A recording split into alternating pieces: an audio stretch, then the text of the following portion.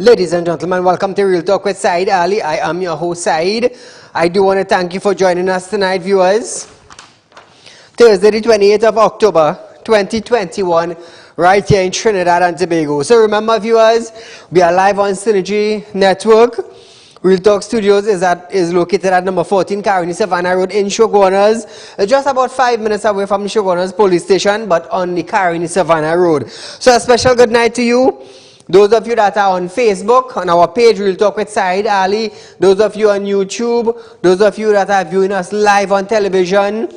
Those of you of the Caribbean around the globe, a special good night to you and God's grace upon you. So viewers, those of you that are having spiritual problems, feel free to contact me. Those of you who have property to sell or looking for a property to buy, you can also contact me. And remember viewers, Real Talk Financing and Investment Company, they have a 2.5% offer for you, the citizens of Trinidad and Tobago. 2.5% on a fixed deposit. Let me tell you something, it is the best there is in Trinidad and Tobago presently.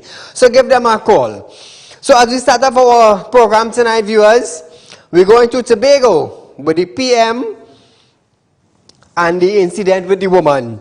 Senior Golf Service Coordinator sustained injuries to her ankle following an incident involving a golf cart driven by Prime Minister Dr. Keith Rowley in Tobago. The incident occurred last Friday outside the Magdalena Grand Golf Club in Lowlands, Tobago, where the PM celebrated his 72nd birthday. The injured woman stated that the Prime Minister was sitting in his cart when he put in the forward gear instead of reverse gear. While she was crossing between the two carts, she added that she was hit in the leg where she fell on her chest and tummy.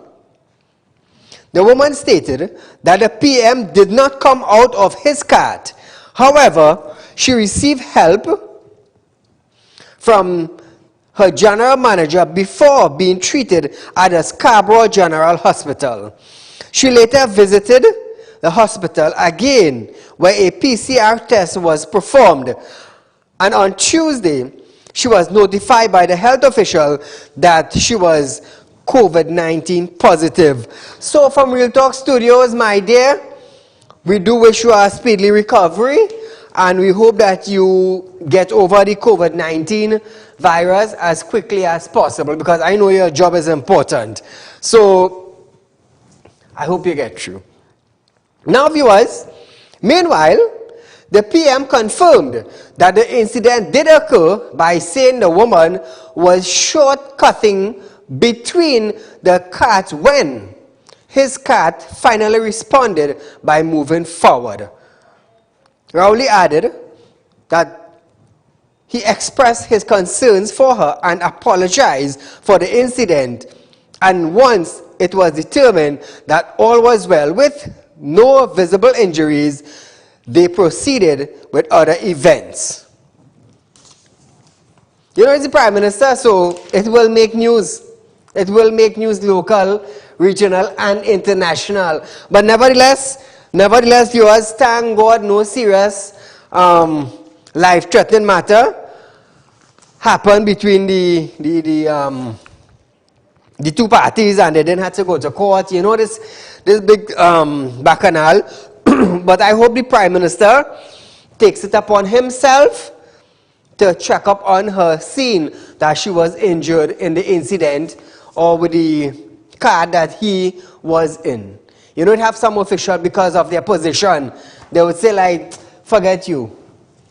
Let's hope the PM shows some compassion. At the end of the day, he's in Tobago and she's working there on the field that he was in. Caller, good night. Very good evening to you, Mr. Saeed. To you, my friend. Let's take this from the beginning. Sports, entertainment, bars and whatnot supposed to be safe zone. So I can't see how this lady positive and serving the Prime Minister Gatorade. Something has wrong and right there. No, well, it probably she probably didn't have no symptom, you know, as we would say, an asymptomatic carrier, showing no signs. Okay, fair enough. And secondly, if he was supposed to put on reverse and he was supposed to put on forward gear and he put on reverse, correct? So they say. Right. Well, this is what he's doing to the country. Rather than we on forward going gear, forward, we're going backward. we on reverse. But this is what troubled me today, and I want to get your take on it, please. Talk to me. Today, I was cleaning the drain in front of my house, and up comes this huge Rottweiler. Now, this Rottweiler, this is on Scarlet Ibis Circular in Lafayette Gardens. This Rottweiler belonged to a policeman. It is always ever so often loose on the road. Recently, a little child was killed by a Rottweiler in Trinity. Sometime last year, a grandmother was killed by a Rottweiler. So we couldn't get on to the person, so we called the county police station to see if they could have rendered assistance. Coming to Diwali here, Diwali or not, you don't want somebody being mauled by a dog and die. Correct, because of the firecrackers and the noise. Good. Anyway, but there was no firecrackers involved here. Anyway, you know when we call the county police station, you know what the police say? The policeman say, call the regional corporation. Okay. Do you believe that? For the animal control. I understand what you're saying. I understand what you're saying. It has nothing about animal control here. So here, if I see a murder or something is happening in my area, should I call the regional corporation or the police? I understand what you're saying. When the little boy was mauled and died in Trin City, the regional corporation didn't respond. If the police responded and shoot the dog. Correct. Now, me I say they had to come and shoot the man dog, eh? True, I understand. But this guy on Scarlet Ibis Circular, he's a policeman. I don't care who the hell he is. He could be the president. I don't care. Keep your blasted dog in your place, officer. All the best. Correct. Thank you, my friend. Now, I will tell you something. Rottweilers are serious dog, you know. They are serious dog. They are huge. They are huge. Now, they have obedience training also, you know. But that doesn't mean to say that dogs can't snap. All dogs, even though they go under obedience training, at some point in time, when advantage are being taken to them, they would snap. They would. But nevertheless, we're moving along, viewers. Princestown MP Barry Patharat has claimed Agriculture Minister Clarence Rambarat has slammed Agriculture Minister Clarence Rambarat for his response to the concerns raised about the locust infestation affecting the constituency of Princestown. Patharat said that he took note of Rambarat's comment that this is a recurrent problem and the locust lifespan will eventually come to an end. The Princestown MP indicated that the locust was affecting vegetations and crops for the past 2 weeks, and that plea from both him and his councillors have fallen on deaf ear at the ministry. Now, the MP has called on immediate intervention for the Ministry of Agriculture to have the area sprayed as well as assessed for compensation to be paid to farmers for the loss of their crops and livelihood. Residents are stating that locusts have eaten many trees and they are now being forced to lock their doors, windows, and remove their pets. So we are trying to get Mr. Clarence Rambarat on the line.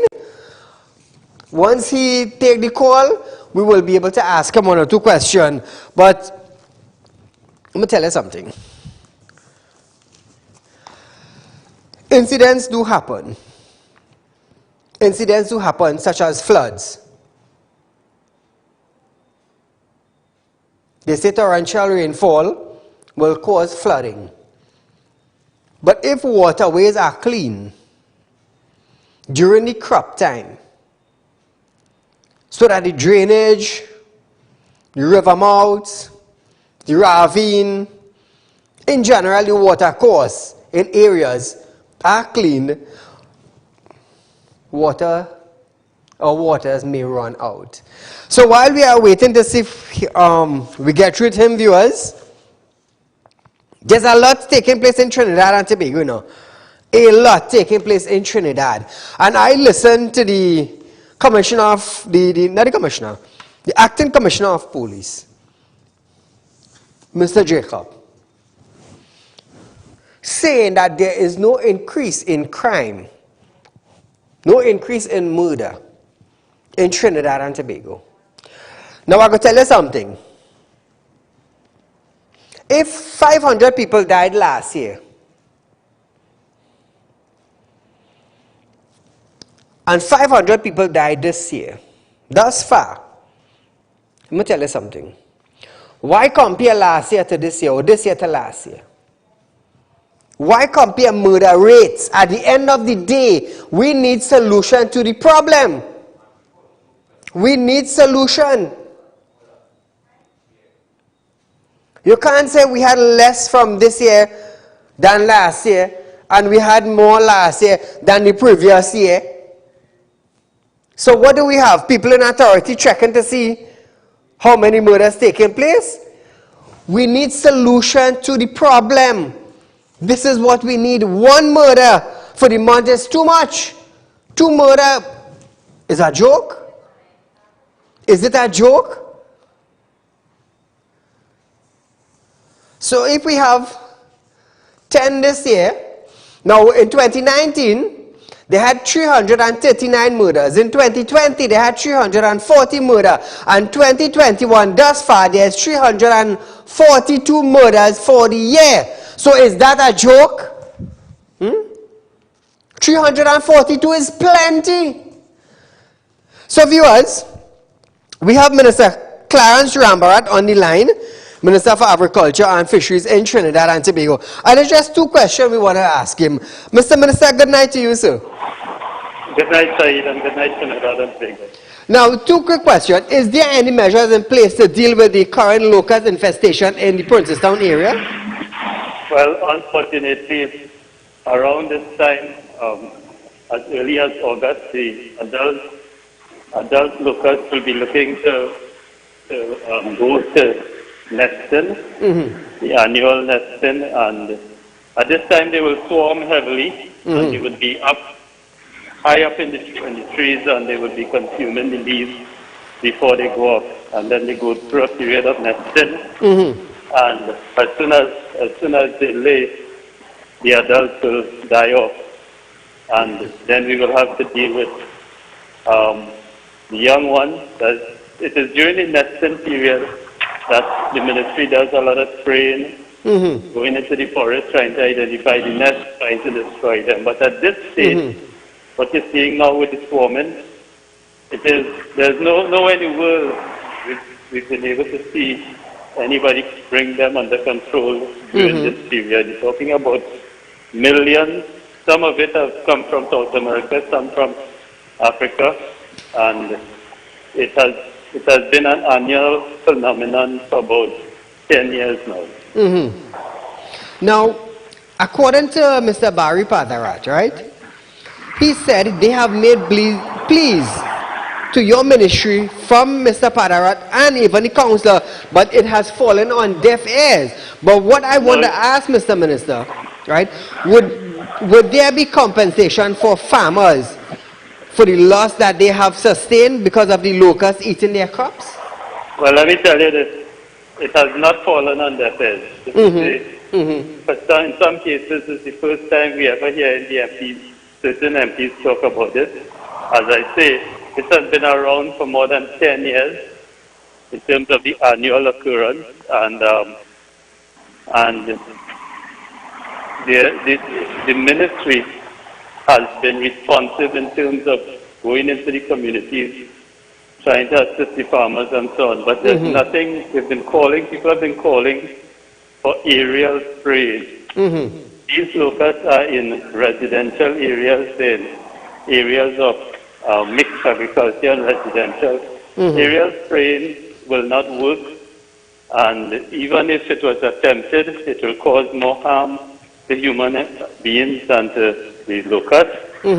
So it is not that nothing is being done. At this stage, we've said for years, nothing can be done in terms of swarming to try to control millions of adult locusts. Hopefully in a couple of weeks' time, they would be in the nesting area, and we would not see them around the home. I mean, I know what people are going through. I myself, and I'm in South, it's not just in South, Moruga, in Southwest Trinidad, some parts of Central Trinidad from time to time, and there's really nothing that could be done at this stage. Now, Mr. Minister, is there any sort of chemical, right, that the homeowners could use to spray around their property? Because, I mean, if you use a plane with certain chemical, it will be hazardous to individual in the area.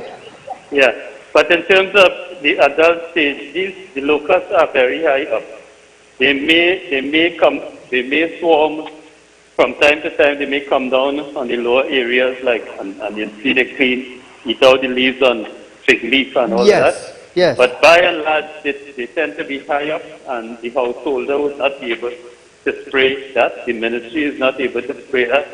So that I've listened to other people from agronomists and different people talk about chemicals and so on. But a few of them, I've contacted them personally and I've asked them, and they have said that what they're talking about is chemicals that will work during the nesting season and during the period when they're newborn and they're on the ground, and they can be sprayed at low levels, but none of them could recommend any whether it's chemical or something else, anything that will deal with swarming at that height in the sky and in millions. I understand. So, Mr. Minister, we do want to thank you for joining us live just to clear up that situation and letting the individuals in the affected area know that if they decide to use any chemical to spray like above, like a plane as Mr. Padarat is asking for, it could be hazardous to individual. I do want to thank you for joining us, Mr. Minister. Thank you very much. So viewers, that is the Minister of Agriculture, Land and Fisheries, Mr. Clarence Rambarat, to give us an update on the situation that is taking place. And he wants you to know that they are in the process of finding out whatever chemical that they could use, probably to clear up the area or to spray around the household, just to keep the locusts them away. So we are going for a short commercial break, but nevertheless, we'll talk with Saieed Ali. There's lots more in store when we return. Ladies and gentlemen, welcome to Real Talk. I'm your host, Saieed Ali, consultant and real estate businessman. Can't watch Real Talk on TV? Have no fear. You can also watch Real Talk on the go live on YouTube and Facebook at Real Talk with Saieed Ali on YouTube.com and TT Real Talk on Facebook.com. Don't forget to like us and share us on Facebook and subscribe to our YouTube channel and click the notification bell. Are you looking for the right investment? Are you looking for a greater return on your hard-earned cash? Look no further. Contact Real Talk Group of Companies located at number 14 Caroni Savannah Road, Chaguanas. At Real Talk Investment, you can earn up to 3.5% interest on your 3-year investment. Don't miss out on this amazing offer. Do contact us now on 339-1670, 238-6716 for further information. Our helpful team is ready to assist. Real Talk Investment. Real people matter to us. This ad was paid for by Real Talk Group of Companies Limited. Are you looking for quick cash and do not know where to turn? We have got the answer for you. Visit us at Real Talk Group of Companies. We are a licensed money lending financial institution. We are located at number 14 Caroni Savannah Road, Chaguanas. Our phone numbers are 339-1670, 267-7325 or 238-6716. Contact us today. We look forward to hearing from you.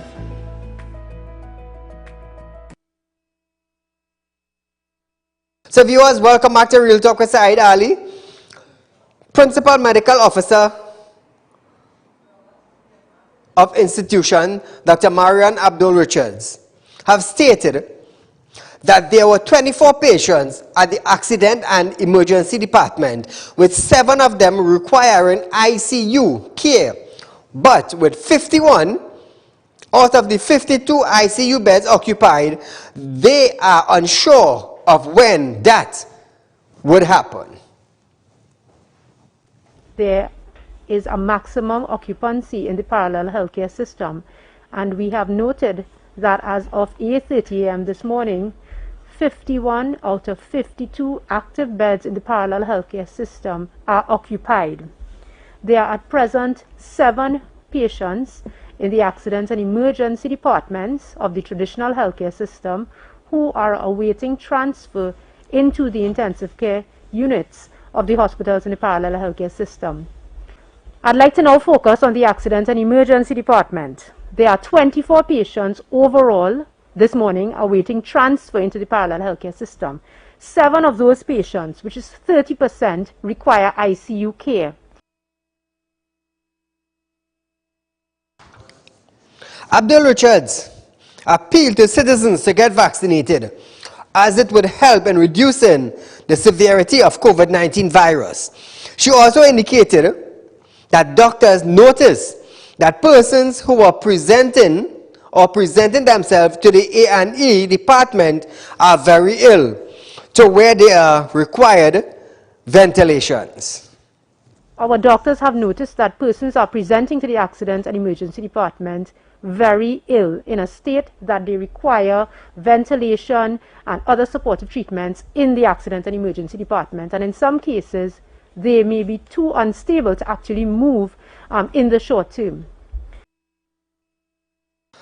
So viewers, like we always say every night, you want to go get vaccine, not a problem.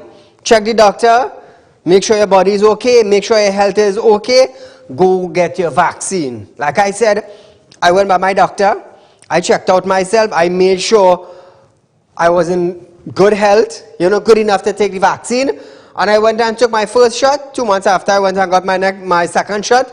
So I am just saying, when I get the second shot, you have to wait 14 days in order to be fully vaccinated. So I'm just waiting for the end of October, as they would say, the 14 days would pass and I will be fully vaccinated. But thus far, I am okay. I want to thank God for that. Not everybody will come out of it with a positive, positive results in their body. But we have heard many incidents that the vaccine has affected a lot of individuals who took it. A lot. So viewers, remember, Real Talk Financing and Investment Company is offering to you, the citizens of Trinidad and Tobago, 2.5 to 3% on your fixed deposit rates. So if you have your finance put down in a financial institution and you're getting 0.05%, why not take your money out from there and put it in Real Talk Financing and Investment Company, where you would get 2.5%. Now let me draw a little diagram for you. You have $100,000 put down. And I always say this. You have $100,000 in a financial institution. And your return rate is 0.05%. That is anywhere between $400 to $500 on your $100,000 return on a 12 months fixed deposit. Now, at Real Talk Investment and Financing Company, on that same $100,000 you have on another financial institute, if you take that same $100,000 and invest it with Real Talk Financing Company, and you open a fixed deposit account with them, you are guaranteed 2.5%. That is $2,500 on your same $100,000 per 12 months. So look at the difference. They are also giving away, but giving out small loans, $20,000, $30,000. So you're looking for a quick loan? Feel free to contact them. Now, they are located on 14 Caroni Savannah Road in Shoguanas. The phone numbers are 267-7325, 238-6716, or 339-1670. So viewers, like Brian Manning said, in the coming future, you will have to pay more taxes. More taxes. Now you have your money put down in a financial institute and you are expecting a higher return. How can you get a higher return? 0.05%, is that a higher return? No. At Real Talk Financing and Investment Company, 2.5% is a higher return. So think about it. Think about it. So as we continue our program tonight, viewers, Senator Anna Robert has questioned DCP Jacob as to who advised him to fire contract workers hired under the previous acting commissioner of police, Gary Griffith. Roberts also alleged that DCP Jacob had relatives who are still currently working for the TTPS and is on contract as hired by Griffith. He is now calling on DCP Jacob to come forward and let the country know if this is true. So we are trying to reach Mr. Anil to get some comments on him. Oh, he's actually live on the line. Senator Anil Roberts, good night to you, sir. Right? Yeah. Are you there?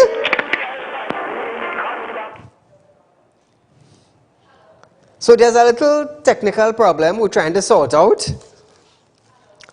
But he is asking the acting commissioner, DCP Jacob, to come forward and let the country know if this is true. And if this is true, why fire the rest and keep them working? Is it because that you are the DCP? Hello? Sorry about that, Saeed. Good evening. Good evening. Good evening to you, my friend Senator. Now, two quick questions. What are your thoughts on the recent firing of the 19 contract workers hired under the previous commissioner, Gary Griffith? Well, first and foremost, you have to start at the beginning. Yes. Which is, I get into feedback there, Coggy. I take off your volume, I hear it back here, but I'm alright. I will try to ignore it. Now, first and foremost, there is no commissioner of police. We are in a constitutional crisis. We have no police service commission. The police service commission has collapsed. The Prime Minister has admitted to political interference, interface, and misbehavior in public office by trying to get some information into the ears of the chairman, Bruce C. Prasad, of the former chairman of the Police Service Commission, and was duly allowed to do so by the President. The President has admitted by media, paid advertisement, that she received the merit list on August 11th, and then it was immediately withdrawn later that day. Section 123(4) of the Constitution gives the President absolutely no discretion, and therefore we are, for the first time in our history, without a substantive commissioner of police, without an acting commissioner of police. The commissioner of police, by law, is the only person who can make human resource decisions and is responsible for the entire management and decision-making, budgeting, and allocation of resources to the police service and for the police service. There is no commissioner of police. Therefore, in my opinion, there is no one who can determine or end or curtail the employment of any individuals under the police service. However, the Minister of Finance simply gave some appointment or some authority to DCP Jacob that we do not even know if that is legal, constitutional, or if he has any authority so to do. Okay. This was done to ensure some form of budgetary allocation so that salaries could be paid and so forth. DCP Jacobs has taken it upon himself to conduct audits into the police service and make decisions without even taking the time to analyze properly. His statements of redundancy are saying that some of the jobs that were undertaken could be done by other officers with similar qualifications. So there are many questions about the legality, but we can see the long arm of the PNM, the long arm of the political interference by Keith Rowley and the police service that is to be totally independent, carrying us further along the chain and the continuum into a police state where the politicians are in control of the police. Now, my second question to you, Anil. I heard that you wanted to ask DCP McDonald Jacob if he has relatives that is working currently under the contract and as hired by Griffith. Yes. I have very good information and he cannot answer because DCP Jacob, I asked him, was his daughter, because these 19 people were fired, all hired by Gary Griffith. DCP Jacob worked under Gary Griffith. All of a sudden he is saying that he is receiving advice from Talbot Hines, the Minister of National Security, advice. He does not receive instruction, but he receives thoughts and advice. And then he fired 19 people to say that it was cost cutting. But Saeed, one of these people was a groundsman who was to take care of the sporting facilities for the police. A fantastic football ground that Gary Griffith did at St. James Barracks, which requires total care and attention every day by a groundsman. And a brand new AstroTurf.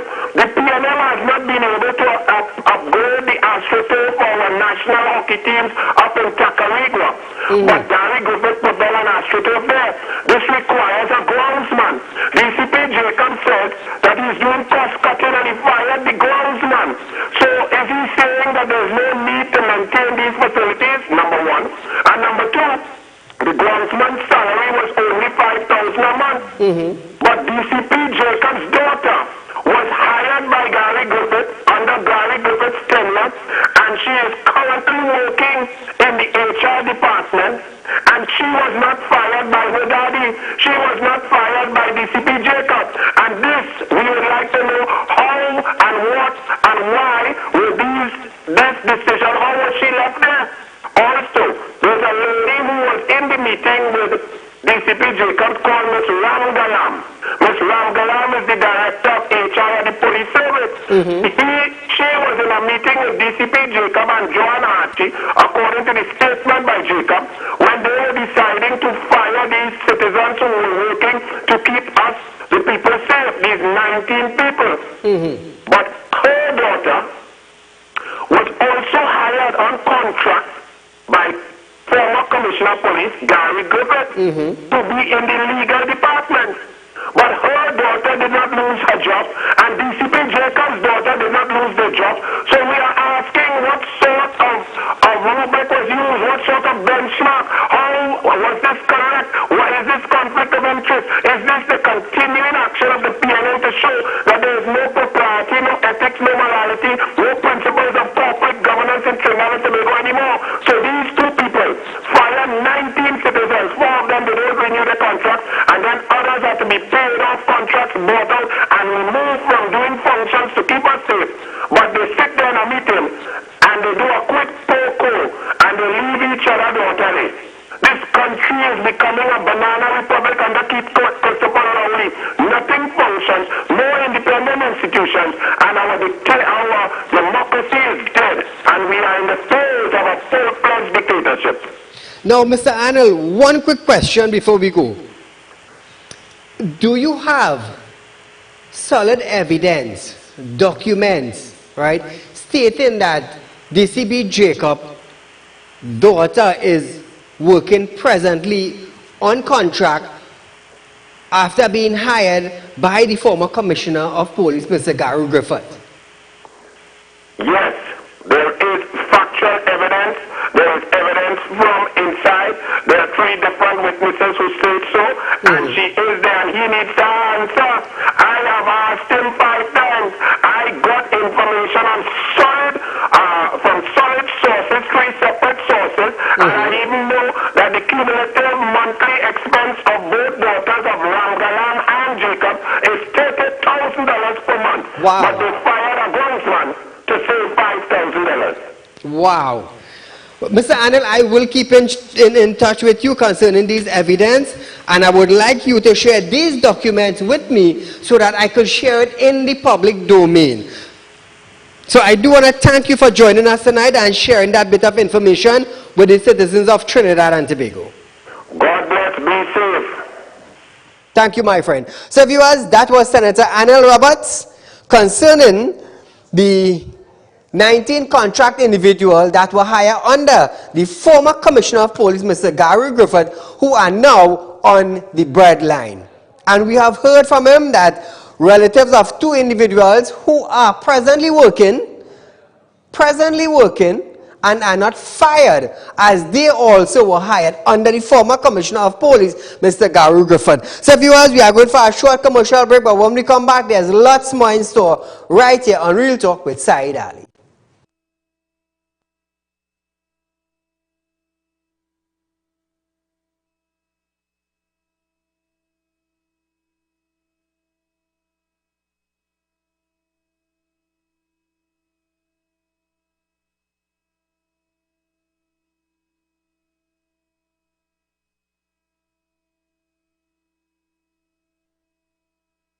Are you looking for the right investment? Are you looking for a greater return on your hard-earned cash? Look no further. Contact Real Talk Group of Companies located at number 14 Caroni Savannah Road, Chaguanas. At Real Talk Investment, you can earn up to 3.5% interest on your 3-year investment. Don't miss out on this amazing offer. Do contact us now on 339-1670, 238-6716 for further information. Our helpful team is ready to assist. Real Talk Investment. Real people matter to us. This ad was paid for by Real Talk Group of Companies Limited.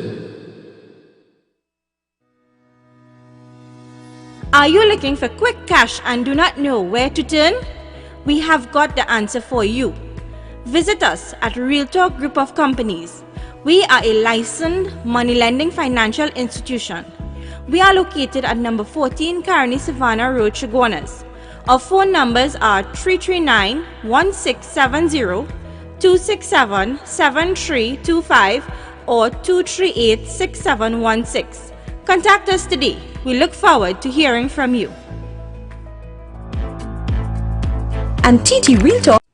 Ladies and gentlemen, welcome to Real Talk. I'm your host, Saieed Ali,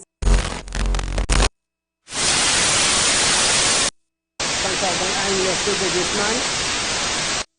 Can't watch Real Talk on TV? Have no fear. You can also watch Real Talk on the go live on YouTube and Facebook at Real Talk with Saieed Ali on youtube.com and TT Real Talk on facebook.com. Don't forget to like us and share us on Facebook and subscribe to our YouTube channel and click the notification bell. Welcome back to Real Talk with Saieed Ali, viewers. Remember, we have our food drive that is taking place.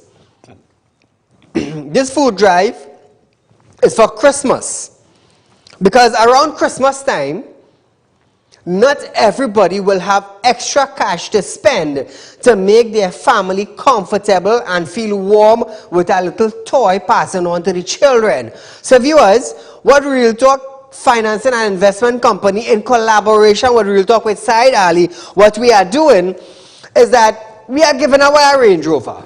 For everybody who have been looking at the show, they know of our Range Rover for sale, $275,000, but I have decided to put it up for grab together with the BMW.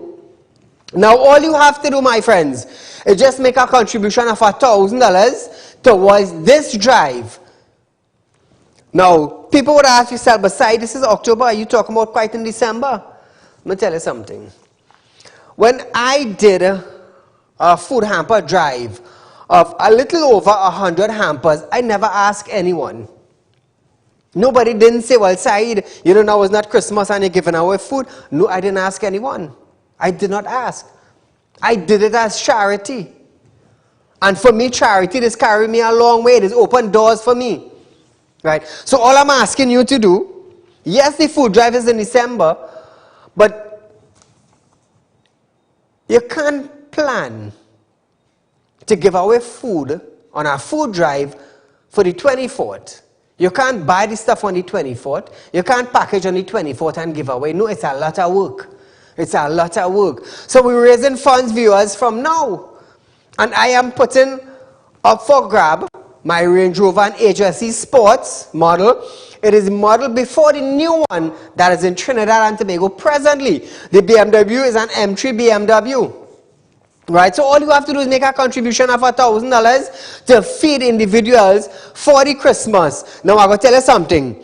When Christmas comes around, we like to see our table packed with food, our grocery in cupboards, a little toy for the children, and you want to make it comfortable for the family. But because of the pandemic, beginning from 2020, come down to 2021, a lot of businesses have been closed in Trinidad and Tobago. A lot of individuals have been put on the breadline. A lot of them are still on the breadline. So hence the reason why I decided to throw out my Range Rover to encourage you to make a contribution to feed the poor.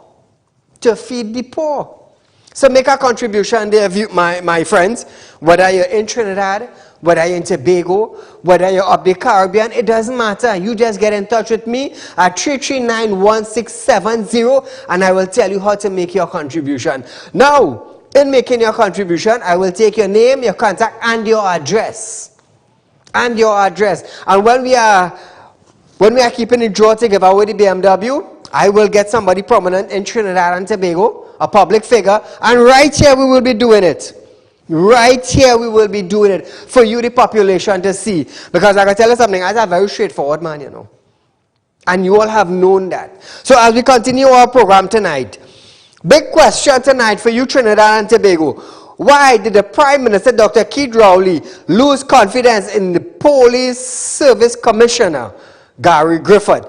That is my question to you. Now listen this. Opposition leader Kamala Persad-Bissessar questioned the PM as she called him out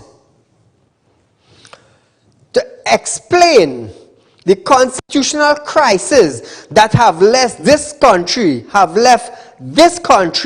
without a top cop for the first time in history. Bissessar alleged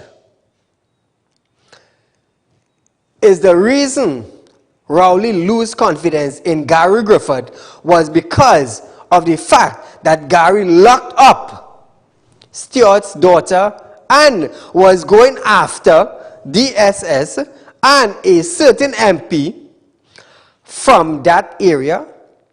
Now I am just bringing the news to you. Persad-Bissessar said, because of the opposition pressure on Rowley, it is now revealed that he lost confidence in Griffith since last year. 1 year ago, in my capacity as Prime Minister of Trinidad and Tobago, I wrote to the Police Service Commission a letter under my hand with my signature. And the most important thing I could do as Prime Minister of Trinidad and Tobago is to attach my signature to any document. That letter was a letter indicating to the Commission that as Prime Minister of Trinidad and Tobago, I had lost confidence in the Commissioner of Police of Trinidad and Tobago. That's 1 year ago.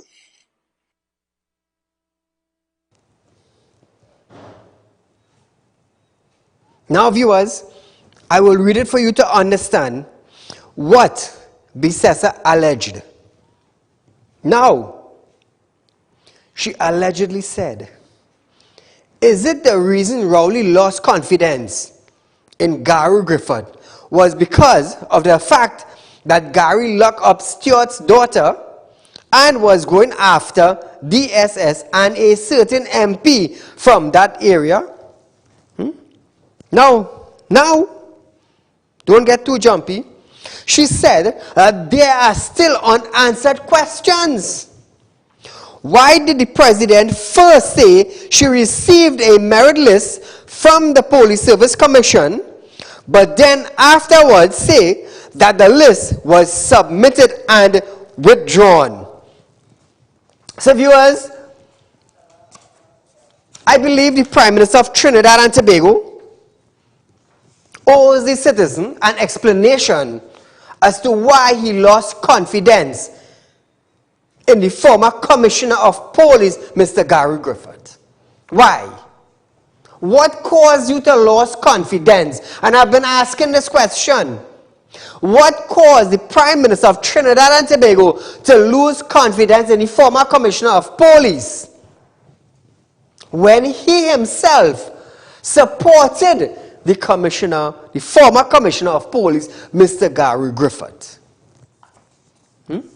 So there are unanswered questions from the opposition to the Prime Minister of Trinidad and Tobago, even to the President. Now, like I said, before the President withdrew the merit list that was supposed to be sent to the House of Representatives to debate on that list as to who should be the next Commissioner of Police, she was supposed to invite the Prime Minister. She was supposed to invite the opposition leader, Kamala Persad-Bissessar, at the President's house to have an official debate as to why she is going to withdraw the merit list. But did she do that? No. Was that constitutional what she did? Now I'm going to tell you something. They have to answer, you know. They have to answer. Not because you are the president, you are above everybody. No. There's something called the constitutional rights. Did the president violate that? And up to now, the citizens of Trinidad and Tobago do not know who was that individual that visited the president. Neither of them are willing to say. The Prime Minister came out and said he could go to the President's house anytime he wishes. Nothing wrong with that. Nothing wrong with that. But why did the President withdraw the merit list? That is a big thing in Trinidad and Tobago. And are we close to selecting a Commissioner of Police? Are we? Are we going to have a female Commissioner of Police? I'm just saying something. Are we?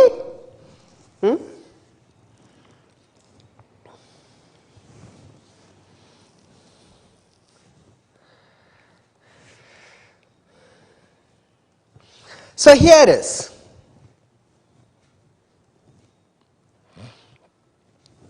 Opposition leaders or opposition MPs wants these questions answered. And this is question I have asked when this incident now broke in Trinidad and Tobago. When the incident happened in Trinidad and Tobago, this is the question I started to ask on national television. Who withdrew the list and why? Was the list withdrawn on instruction from our Prime Minister? Now this is question I am asking, you know. I am asking question. Why did the entire Police Service Commission resign? Who was the unnamed high public official mentioned in Roger Kewal Singh's resignation letter who allegedly unlawfully interfered in the business of the Police Service Commission at the President's house on August 11th or 12th? Everybody wants to know answers to these questions. And it is only the Prime Minister and the President could answer these questions. Are they obligated to answer these questions? Are they under the Constitution? Did they act above the Constitution? Did they act on their own? Presently in Trinidad and Tobago, we have no Commissioner of Police. None. While the country was supporting the Commissioner of Police, Mr. Gary Griffith, according to Gary Griffith, there are individuals who wants him out. What do you think? 10 minutes on our show tonight again, viewers. Remember, there's a rerun of this program Friday morning from 11:30 to 12:30 p.m. Friday being the 29th of October 2021. So for the next 10 minutes, I want to take as much call as possible. Do you, the citizens of Trinidad and Tobago, had confidence in the former Commissioner of Police, Mr. Gary Griffith, to clamp down crime activities in Trinidad and Tobago? I want to hear from you. For the next 10 minutes, all you have to call in and say, yes, we support the Commissioner. No, we did not support the Commissioner. That is all you have to say. For the next 10 minutes in our show, I want to hear from you. 2386716. Because I definitely supported the Commissioner of Police because he was making a dent, he was making a breakthrough, and they started to put things in place. So, do you support the Commissioner of Police, or, my mistake, do you support Gary Griffith as the next Commissioner of Police? Let me put it like that. Do you? Do you think Gary Griffith should sign back up for the Commissioner of Police? Call her good night. Yes. Thank you, my friend. 100%. Thank you, my friend. So we're doing a little poll tonight in the next 10 minutes. Let's see how much call we can take. Like I said, I supported the Commissioner. He was doing well. He was doing well. Criminals started to backpedal. They started to backpedal. Remember, I am into intelligence, you know, our intelligence unit, so I could tell you about the crime in Trinidad. But I leave it there for the crime man who have the crime show. That's his portfolio. Call her good night. Hello? Yes, hi, good night. Do you support Gary Griffith as the next Commissioner of Police? 100%. Thank you very much. So viewers, 2386716. I want to hear from you. I want to hear from you because I will tell you something. If we have a Commissioner of Police that cannot fix Trinidad and Tobago, let me tell you something, we will end up in problem, you know. Because before Gary Griffith being the Commissioner of Police, remember we had a commissioner before. How was crime under his watch? How was crime under his watch? Call her good night. Good night. Talk to me. I support him 100%. Thank you, my friend. Now let me tell you something. This have no politics in it, you know. No politics in it. I am not about the politics when coming to calling concerning this. Why? We need a commissioner to lead the Trinidad and Tobago Police Service, one, into strategies concerning crime in Trinidad and Tobago. We need a commissioner that will take the police service forward into planning, into executing, into stabilizing Trinidad and Tobago from the criminals. Caller, good night. Yes or no? Caller? Good night, Infestation. Yes or no? Yes, sir. Thank you, my friend. We need a commissioner that is without fear. We need a commissioner without strings attached to politics. We need a commissioner that will not be manipulated. We need a commissioner that will go forward. Caller, good night. Yes or no? Hello? Hi, good night. Yes or no? Yes, sir. Thank you so much. We need a commissioner that would not study that, hey, his friend here and his family there. We need a commissioner to clamp down the drug trade. We need a commissioner to clamp down human trafficking. We need a commissioner to clamp down on larceny, theft of vehicles, and housebreaking. We need a commissioner to go after murderers. We need a commissioner to go after rapists. We need a commissioner that would stand firm and say, I am not being manipulated or intimidated. That is the type of commissioner we need. Caller, good night. Yes or no? Yes. Thank you, my friend. So you see, viewers, you see how I just come here and stand, brave and bold, and studying which family or which friend holding a high position, and begging nobody to support my program. We need a commissioner that is without fear. That is what we need. And you see, if we have a commissioner like that, without being manipulated or intimidated by politicians, then Trinidad and Tobago would become a safe haven where criminals would start backpedaling. Caller, good night. Yes, Saeed. Yes, Thank you. Support Gary. Thank you very much. Now we understand that Gary is not the commissioner of police. He was the former. But we need a commissioner like him. Like him now. Nobody paid me to say this, you know. If you tell yourself somebody paid Saeed to say this, no. Nobody ain't paid me. Because look at the last two commissioners we had. What happened? What happened? Under the leadership of Gary Griffith, being the commissioner of the police service for Trinidad and Tobago, we saw performance. Caller, good night. Yes or no? Good night. Yes. Thank you very much. Now I'm going to tell you something, you know. We need somebody to stand. Whether through thick or thin, we need somebody to stand for Trinidad and Tobago. We don't need somebody that will be manipulated. We don't need anybody that will be intimidated because of some high power. We need somebody that will go after criminals without fear. Caller, good night. Yes or no? Yes, my brother, 100%. Thank you, my friend.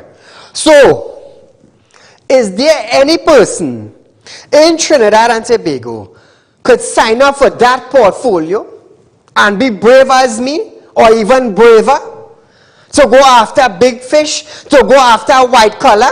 Do we have that type of individual in Trinidad and Tobago? Let me tell you something. In the last 46 years, I'm 46 years old, but in my 46 years of living and noticing how the Trinidad and Tobago police function, Gary Griffith is the only man stood up, strong and brave, to ban criminals in Trinidad and Tobago. Caller, good night. Yes or no? Yes. Thank you, my friend. So it's not a matter of rating up Gary Griffith. It's not a matter of putting Gary Griffith on the spot. It is a matter of the work that that individual did. It is the performance of that individual. I didn't come here to condemn, you know. I ain't come here to condemn. But we don't have a commissioner of police. And all I could tell you, as all the previous commissioners of police we saw, Gary Griffith performed for Trinidad and Tobago. I could tell you that. And you, the citizen, have also noticed that. Caller, good night. Yes or no? Yes, I support them 100%. Thank you, my friend. So, viewers, do you need a commissioner like Sponge? Do you need a commissioner like Water? Do you need a commissioner like Melted Butter and Son? Or do you need a commissioner that would stand up and go against any individual, whether you are the Prime Minister, whether you are the President, whether you are the Minister of National Security, or whether you are some consulate or something? We need a commissioner to stand for Trinidad and Tobago. Caller, good night. Yes or no? Yes. Yes. Thank you, my friend. So, viewers, for the last 10 minutes, we have about 1 minute before our show closes. For the last 10 minutes, every call we had, they supported Gary Griffith. They supported Gary Griffith. Caller, good night. Yes? Hello? Next call.